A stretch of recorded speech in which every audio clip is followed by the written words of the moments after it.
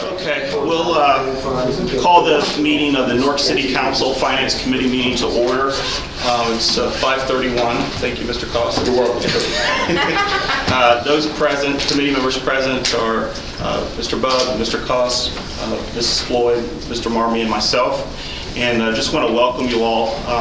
Looks like we have a bunch of city officials, but I just want to make a few comments because there's been a few exchanges about sort of the presentations at committees and the decorum at committee. And I think, I know myself, I've talked with other members of council, we really are going to push to have people speak at the podium.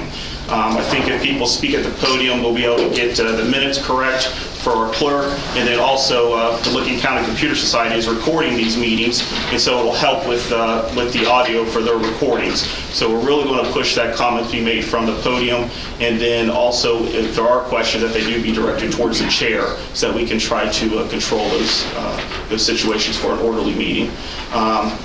With that, the first item on our agenda is resolution number 1406, authorizing and directing the mayor of the city of Newark to submit an application to the Ohio Department of Public Safety for an award of fiscal year 2014 to 2015 funding under the Ohio EMS Training and Equipment Grant Program. Ms. Gilks is here to speak about this piece of legislation. This is an annual grant application that we submit to the state, and the Division of Fire fronts the cost for emergency medical service supplies, and we get a portion of that cost reimbursed by the state. Motion. Second. Motion by Mr. Bubb, second by Mr. Cost. And my understanding is that this grant is due in April, so this could just go through the regular normal legislative process, correct? Yes, okay. That's correct. Any other questions from the committee? Anyone from the audience? There's been a motion by Mr. Bubb, second by Mr. Cost. All those in favor signify by saying aye. Aye. Opposed, same sign. The legislation will move on to council. Thank you very much. Okay. The next piece of legislation that we have on our agenda is resolution number 1407, appropriating monies for the current expenses of the municipal corporation. And this is Mr. Fulton, I believe, is here to speak on behalf of these. There's actually two requests here. And so if you want to go ahead and present on the first one, the service contracts for the $62,000. Yes, Mr. Chairman, I'd like to, what this is went to go pay some bills at the beginning of the year and found out the money wasn't there. So went to the auditor's office to find out why the money wasn't there, and come to find out it didn't get budgeted for 2014. I don't know if it was my error, I'm assuming it was my error not putting it in there, but this is money that pays for, it's grant money that pays for some treatment programs that are part of a grant, and we got the bills to pay, some bills to pay the treatment, and the money wasn't there. So I'd like to get the money in there for 2014, so. Motion by Ms. Floyd. Second. Second by Mr. Bubb. Any questions of Mr. Fulton on this request? Any questions from the audience? All those in favor signify by saying aye. Aye. All opposed, same sign. That motion is moved on to full council. Do you want to speak on behalf of the $1,400? Yes, that's law enforcement supplies. What this is to replace a SCRAM unit, which is these electronic monitoring units we use to monitor people that consume alcohol. What happened was a person late last year destroyed theirs, or what they did was throw it in the river, and so we weren't able to recover it, and the person came back with the money, gave them the money that cost to replace it to us. So now we'd like to purchase the replacement unit. Motion. Motion by Mr. Marmee. Second. Second by Mr. Bubb. Is there any, I did want to ask, and I apologize, I should have asked this on the other one. Are both of these you're wanting to be emergencies, or what's your, can you explain those? Yes, I would like to have both be emergency. For the first one, because we do have bills waiting to pay, and I would like to get those paid to those agencies, the local agencies. This one. You mean, it doesn't have the emergency clause on it. Are you talking about waive for 2 days? Waive it to. I mean, it says emergency up at the top, but usually that just means waive for 2 days. That's what you're I referring thought to, that right? I marked emergency on there. It's really small. Financial legislation cannot be an emergency. It automatically meets the definition. If you waive the 2-day reading rule, it goes into effect immediately. All financial legislation does. I would just like to get those agencies paid the money, Sure. that's all.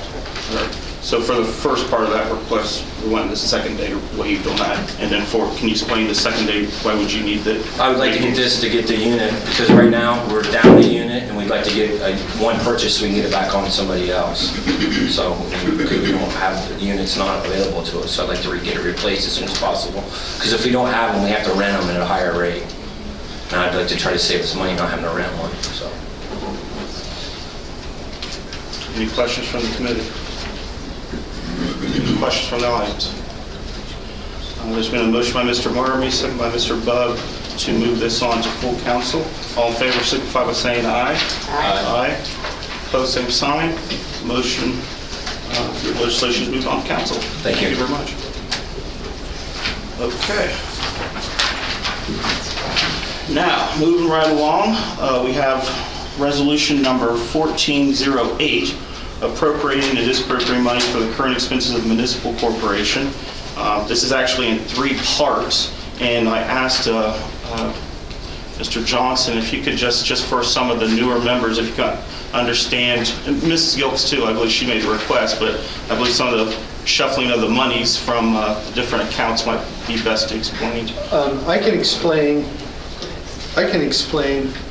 the trail of the money, and Barbara can explain what she wants to do with it. Thank you, sir. And I think what we need to do is look at Section 3 first, and that would allow $27,530 to be disappropriated from an account in the general fund. And the account in the general fund that's being disappropriated from is an operating transfer that would send that money to capital improvements. This Section 2 then would appropriate that from the unappropriated balance of the general fund into a different transfer account so we can move it to a grant account, the 298 account. Section 1 then would appropriate it in the 298 account so it can be spent. So basically what you're doing is you're removing it from where it is right now. That puts it in the unappropriated balance. Then you're going to appropriate it so it can be transferred out of the general fund. And then you're going to appropriate it again so when it arrives at the fund where it's to be spent from, it can be appropriated and spent. And this is money that is due capital improvements from the general fund, which originated in income tax to the general fund capital improvements. However, Barbara will explain to you that we will be reimbursed for a good portion of this. When the reimbursement comes in, we'll put that money back into the appropriate place in the general fund to move it to capital improvements. So what the committee is doing is allowing $27,000 to be spent as matching funds, knowing that $21,000 will be returned to the city. These complicated maneuvers here are just accounting rules that I have to follow to make everything happen. So we're only looking at $27,000 even though you see it 3 times. Is everybody clear on that? All right, thank you very much for that. Certainly. Appreciate that. Now, Ms. Gilks to get to the gist of it. Well, this is a NatureWorks grant that the Ohio Department of Natural Resources offers. We applied for it 2 years in a row, and last year, at the end of the year, in December, we got word that we would be a recipient. And the grant will reimburse 75%, as Steve alluded to, and they're for capital improvements out of the Hollander Pool Park. We are trying to coordinate our work at Hollander Pool. We have a land water conservation grant that this year that will be implemented to install the spray park and the traffic improvements. And the timing of this NatureWorks grant is important now because today the State Controlling Board was to have this item on their agenda to release the money for Newark. So we want to get it in a budget so that when we get all the paperwork settled, we can have all this work going on at the Hollander Pool, hopefully at the same time and completed before pool season. And the upgrades will involve improvements to the playground, some little bucket swings for little tiny children to sit, and it will also have these solar structures, shade structures. They look like big plastic mushrooms, but they protect you from the sun at the pool. So when you put all of these improvements together at Hollander Pool, the new spray park for the little tiny kids, and the playground enhancements, and the safety enhancements in front of the pool, Newark will have a very nice recreational facility that has largely been funded by grants, which is a combination of in-kind work by the city employees and cash. So that's, in a nutshell, what we're planning to do. Any questions from the committee? Mr. Marmon? Yes. I guess if it meets the definition of capital improvements, why couldn't we just take it directly from the capital improvements? Why does it have to be transferred over into the other fund? It would have to be spent directly from capital improvements, and I think it needs to go to the grant fund. It has to be spent from there. I can't transfer out of capital improvements. Okay. So it would be a matter of disappropriating from capital improvements and reappropriating some. I thought this just looked like the smoothest way Okay. for us to do it. It's going to be the same in the end. And you say 21,000 is coming back? Yes, in the neighborhood of that, yes. Okay. Well, we're going to try and reduce the amount by the in-kind labor, but it's a little difficult to predict how much in-kind labor we'll have tied up in this. I know what I estimated at the beginning of the project, but it may take Chuck and company from Parks and Cemeteries more time, so we'll try and reduce that. And to piggyback on what Steve said, it's very important to keep grant funds separate. Right. So that's another reason why separating it, it's easier to track, and then when his auditors come in, they can clearly see how funding was spent for a grant, that it wasn't commingled with other funds. So can I just? Oh, yes, go ahead. So when the money comes back in, and it'll come back into the grant or into the general fund? So it'll come in back into the. We'll put that back into the general fund. It'll go to the unappropriated balance of the general fund, then it'll be appropriated back where it originally started in this transfer account for capital improvements. Okay, but wouldn't we have to flow it back through the grant, show the grant, or not? No, Okay. no. That would just be revenue to the city at that point. And then when it comes in, then I'll coordinate with Steve, and then he'll get it back to where it began. We'll make sure the pay-in's filled out the right way, and then somebody will come back to council and have it appropriated to be sent on to capital improvements. Thank you. This would be like $6,000 less. Right. Any other questions from the committee? Mrs. Floyd? So do we need to vote on section 3 first, and then section 2, and then section 1? Doesn't matter. Doesn't matter? No. Okay. I make a motion to pass section 1 on the full council. Second. Motion by Mr. Bug, second by Mr. Cost. Any other questions, comments? So this is for the first section. All those in favor signify by saying aye. Aye. Aye. Opposed, same sign. That section 1 has been moved on to full council. I'll make a motion to pass section 2 on. Second. Motion by Mr. Bug, second by Mrs. Floyd. This is a motion to move section 2 on to full council. Is there any other comments or questions about that? All in favor signify by saying aye. Aye. Opposed, same sign. This section is moved on to full council. Motion for section 3. And Mr. Bug makes a motion for Second. section 3, and Mrs. Floyd seconds that. Questions or comments? All those in favor signify by saying aye. Aye. Opposed, same sign. Section 3 is moved on. Thank you, Ms. Gillis. Thank you so much. I have one more, the legislation for looking at Memorial Hospital, the fire department? We are going to talk about that on the February 10th one. Autumn should have got a hold of you about that. Because you said that isn't due until March 1st. Right, but did you, it was Does it my can't- impression it was coming on tonight because Chief Stickrad had responded to your inquiry about when it was due. Well, it came in on Friday morning, which Right. was past our Thursday deadline. Correct. And I consulted with our council president, and so since it passed that deadline, then we're just going to put it on for the agenda for the 10th. Oh, okay, I thought it was going to be on tonight. Apologize about that. Well, but let me explain, it missed the deadline because the hospital notified the chief after the deadline, so I got word of it Friday morning, that's why I contacted you, so it wasn't a delay on anyone's Okay. part. All right. Well, thank you, Ms. Gilks. Okay. Well, that concludes our legislation for the evening.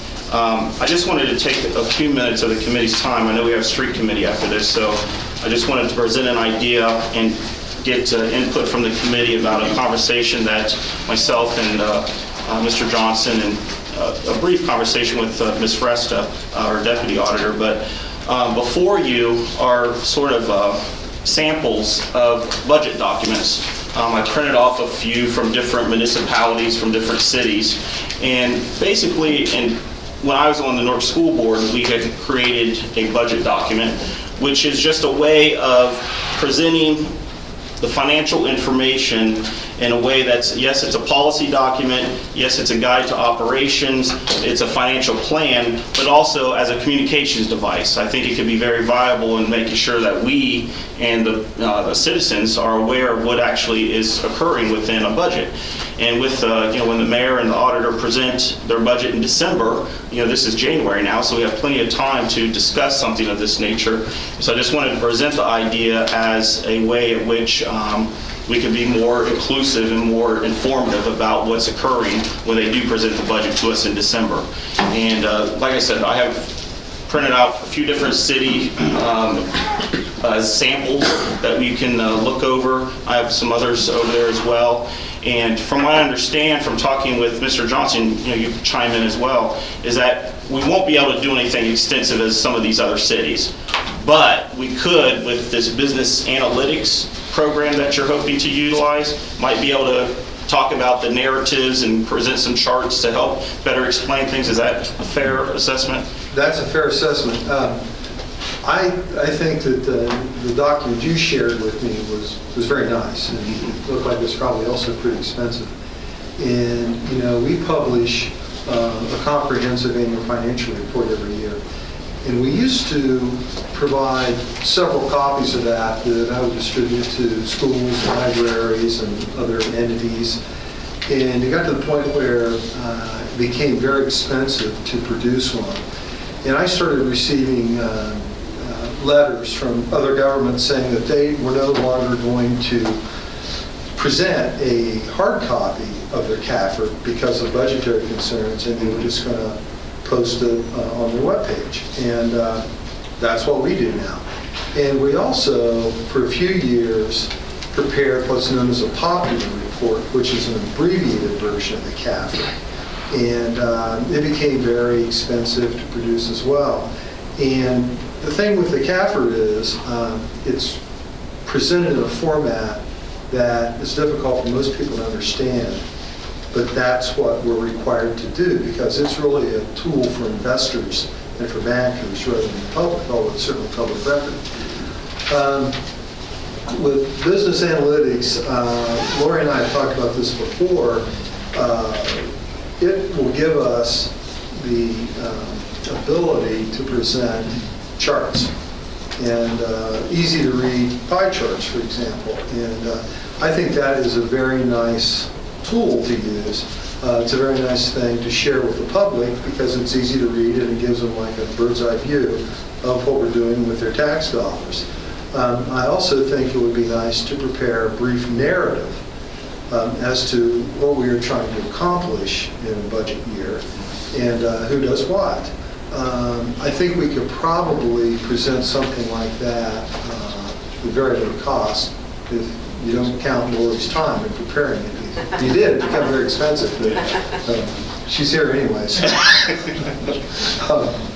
So anyway, I think we can kind of work around with it and see what we can do, but I think it'd be nice to present something that would not be very expensive, but yet be informative. So what we can do is, as we progress with this, we can work with you and show you what we have, and maybe arrive at something that is not that difficult for us to produce from a time standpoint, and something that's not costing the taxpayers anything, because we don't want them to have to pay to find out what we're doing with their money. I don't know what Mayor Hall's thoughts are on this, but we certainly would include him and follow his lead, because I think the final analysis is it would be his decision as to what we want to do and just how in depth we would want to go.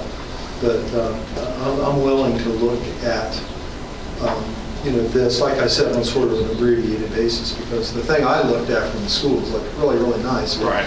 And I know a lot. $80 a copy. Right. No, I understand, because some of these cities have received the GFAO award for producing this document. Right. So, Right. But I agree completely with you. I mean, it could be even a PDF that we have on the website that's available, or even to members Right. if they want it. So I don't think we want you to go out and Well, print I copies know of that, things. we occasionally have people come in the office and they want to copy the city budget.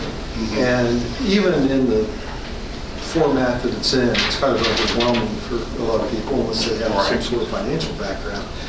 And a lot of times they just want to know a specific thing, like how much money did you spend on gasoline for fire trucks? Well, that's in the budget, and we also can just do a user report and show them that.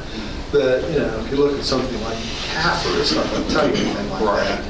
And if you present too much information, it's kind of useless because nobody knows what they're looking at. But something in a very simple format, I think, would be beneficial to everyone. Good. Well, I appreciate your Certainly. comments there, and I Certainly. look forward to working with you. Mr. Cox? If you were able to produce, as you said, an abbreviated version, or show, charts or something that would be easier for the general public to read, is that something then that could be put on the website so everybody would have access to it? I think so, don't you, Laura? I think that probably could be done relatively easily. I'm thinking of charts like, where does your income tax dollar Absolutely. go? Yeah, and of the general fund, what's going where? Right. Safety, administration, judicial, and so on. How much money we're spending on paving and things like that. That's the kind of things I think most people are interested in knowing about, like our CAFR. I mean, we could read it here in a meeting and everybody asleep after 10 minutes. Either that or just irritated that we were doing it. Yeah, I was just thinking of something, it doesn't have to be extensive as some of these other cities, but something that has something visually to be able to explain it, has maybe a glossary of terms, and something that helps better explain what exactly is happening with the dollars for the next fiscal year. So I appreciate that. I know the one thing I've explained probably 36 times in this meeting, not to the committee members, but the people in the audience, what an over-collection is. And they seem to think that means we're charging someone. So, it'd be nice if they did know what some of the things that we talk about, if they're interested. And if Mr. Marmy? This would basically be something like after the budget is passed, because you don't want to reproduce it over and over and over again. Well, right? it would be something that, the way I envision, is sort of attached to the budget. We would have the budget document with the appropriations, and, you would start with the general fund and the various appropriations there. Well, this would just be like a little preceding document where it would start out saying, this is what we're going to do, and these charts indicate how we plan for the money to be spent. Because I think with the budget, if council would amend the budget, I doubt it would change the charts all that much, because we would do it by category, like safety. Well, all I'm saying is that if you print that out or have it out there, the adjustments are made, then you print it again, and there goes the cost once again. Yeah, And yeah. the changes It that we can make. be done, if we got the budget passed by council early enough, it'd be great to come and add that on later, because, once December ends, my office gets very busy with non-budget issues. And, it'd be nice to be able to just, after the budget's passed, then put together a chart, just as long as we've got it out of our office by the end of the year. Yeah, I just know the time constraints with just the budget itself. Yeah. But, What it it's kind of thing like it'd be done in-house, so, with our software, if we're getting these charts, it'd just be changing the data that's going into the chart, and the system figures out how to make it look. Any other comments? But this is in its infancy right now, Yeah. so. I just wanted to make the committee aware of the discussion we've been having about this, and so I just wanted to keep everybody in the loop, so. Okay, if there's no other comments about that, I just want to say that I really do appreciate you and Lori been having conversations and emails and things about this, so thank you so much. So. Sure. All right. If there's nothing else to be brought before the Finance Committee, then I guess we'll adjourn, right? Street Committee is next, so that's all Ward Council. I will call the Streets Committee to order. Note that committee members, Paul, Floyd, Rath, Roletta, Blake, Marmie, and Johnson are present. And with that, we will discuss the agenda, which is street alley vacations. Thank you. You have before you 5 different locations that citizens have requested either alley or street vacations. And at about 3 o'clock today, we got comments from the fire department regarding the requests. So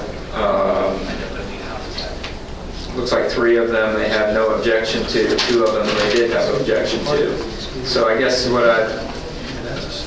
just backing up a little bit, when a street or alley vacation comes to our office, previously we would create a petition, create a piece of legislation, I would write a legal description, all this taking 2 or 3 hours a piece for each of these requests.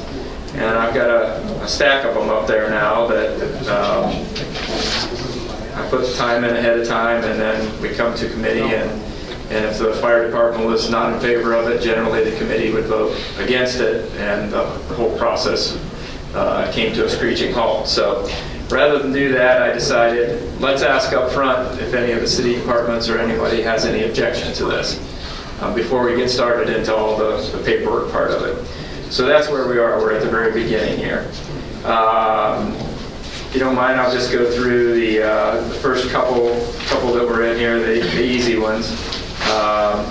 If you're in favor of moving these forward, I would create the legislation, which is a resolution of intent to vacate each individual one of these, and I can present those at the next council meeting to be on the next council agenda, or I can come back to you in 2 weeks, 3 weeks, whatever it is, to discuss it further. So that's your option.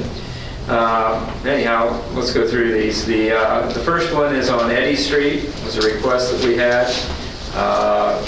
Got no comments from anyone other than the fire department, and their comment was that it was okay to grant that section of vacation because they did not see any benefit to their operation. Valley Street was a similar situation. Valley Street one is an alley that's it's actually half of an alley. The previous portion of the alley was vacated in the 1800s, and there's a 5-foot section of alley that remains there. So again, the fire department did not have any objection to that. Mr. Chairman, could you just say, like, what's the red, the green, and which lines are what's the property line, and what do the lines mean? On the PDFs, Well, there's also a, should have been a little legend on the back there, but basically the area outlined in heavy red with red crosshatching in it is the alley that we're talking about. The other red that you see on there is actually sanitary sewer line. The green lines that you see are storm sewer lines, and the blue lines are water lines. This is all part of our geographic information system that we have. So Thank you. to be able to visualize it out on the street, if you were driving by to look at each one of these, I thought it best to put it on an aerial photo so that you can see where the alley actually is and see what's around there. So as we said, Eddy Street had no objections to it. The Valley Street one had no objections to it. And then the Cambria Street alley had no objections to it. The Cambria Street one, I think, is in black, has a black outline to it. It's a heavy black outline. This is a situation where the property owner at 230 Cambria Street is trying to refinance his property, and the garage that had been previously built on that is actually built into the alleyway. So to be able to clear up his title issues and so forth, he's requested that alley be vacated. And if you've seen it out in real life, you can tell that there was never any pavement out there. Trees are growing up in it, there's fences in it, and of course a portion of his garage is in it. So it exists as an alley only on paper here. Mr. Johnson? Yes. So what do you want us to do? Do you want us to vote on each one of these individually? Do you want us to, can we move it on to council since we don't have an exact, no, we can't, according to the law director, No. without a specific piece of legislation, so it'll have to come back to committee with a specific piece of legislation. So can we just say we want you to write up a... That's what you're telling me to do? I will do that. Well, the three that are no, yeah, But the question I'm trying to get to is, do I invest my time on these? Sure. So that's Right. where I'm trying to kind of streamline things. right. So, Mr. Marmee? It would be my opinion that the three that the fire department supports would be worth your time, and the council would more than likely, 99%, approve those. Yeah. It doesn't sound like they're in effect working alleys anymore. they have not. Yeah, They have okay. not. Do we have a consensus of the committee to, Yes, let's, yeah. I'm all right with that. Mr. Guthrie? No, Mr. Chairman, I wanted to say, stay right there. First, I want to thank Brian for the way he handled it. And I talked with the chief this afternoon, and basically, he's admitting that they didn't follow up in the manner maybe that they should have. And, but what I think it sort of points to is that maybe the responsibility of getting fire department response on this has to be on more than just Brian, and that maybe the safety director and the chief, and I don't know whether this was isolated. The chief did mention one situation, I think Wildwood, or what was it, Willowwood, out there off of Granville, that council, that they expressed concern about it, council approved it anyhow. I don't think that had any bearing on them, maybe not doing this as quickly as they should, but I do think it points to a process breakdown that maybe we can work with Brian and Bill and the chief to try to resolve. Thank you.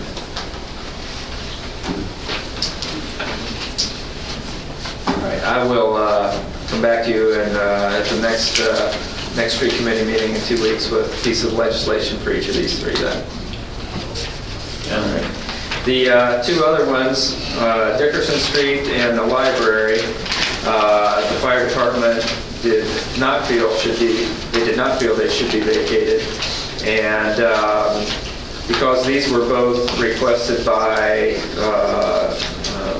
the adjacent property owners there, I think we'd like to go back to talk to them and maybe meet with the fire department and see if there's some sort of compromise or something else that could be done there.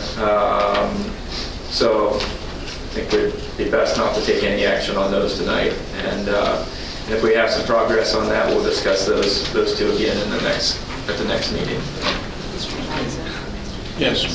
On the library one, that's really long, and it looks to me like that back, or the part at the bottom of the sheet goes through the parking lot. Is that what that's doing? Yeah, actually, Is that at one point, is that officially part of the alley? actually, that was part of Market Street back many years ago, before that parking lot was built. At about the time the library was being built, we worked with the Community Development Department to build that parking lot at the rear of the library there. Market and Canal used to run parallel through there, and they both had an entrance or an approach to South Fifth Street there. And now, as you are traveling from west to east, Market and Canal join together into a two-way street, which is called Canal Street now. So really, back when that parking lot was built, that section of Market Street that the parking lot is now on should have been vacated back then. And I think the chief even said, I believe, that portion, That's not they an have no issue with it. Correct. So I would think if nothing else with the library, that portion could probably be vacated, even if the other can't be rectified. Yes. So I think Basically, it's already vacated.